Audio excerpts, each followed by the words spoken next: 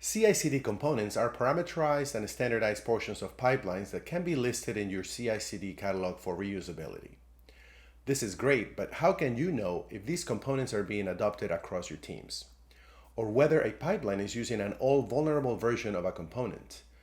In this video, we are going to show you how you can visualize the CI component adoption and version analytics in your organization.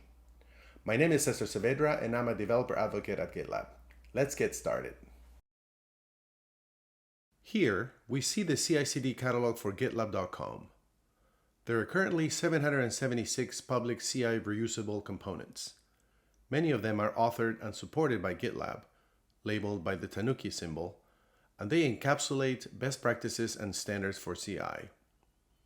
And many other components are authored by the community at large. Also, notice on the right-hand side of each component entry, the adoption indicator, which lists the number of projects that used a component in their pipelines in the last 30 days. If we click on the Analytics tab, we see analytics for the CI components defined in projects for which we are owners or maintainers. This cross-org governance view shows the adoption breadth across every catalog resource in the organization. From this view, we can see which components are being used and by how many projects in the last 30 days, understand which projects are using catalog resources, and make informed decisions about component maintenance and deprecation. The first column, titled Projects, lists the catalog resource name and its latest released version. This resource name, in this case, maps to the name of the project in which the CI component or components are defined.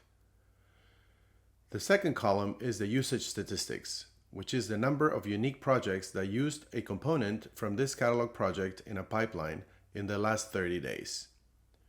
And the third column lists the components available in the latest version of the catalog resource. From here, we can drill into specific catalog resource.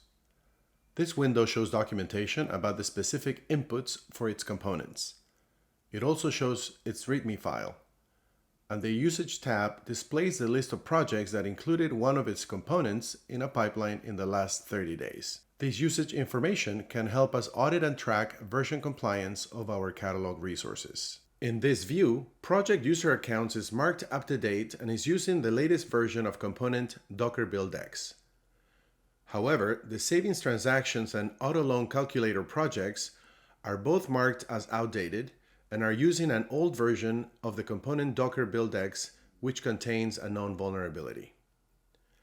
At this point, we can notify the maintainers of these projects to upgrade their pipelines to use the correct component version, all without leaving GitLab.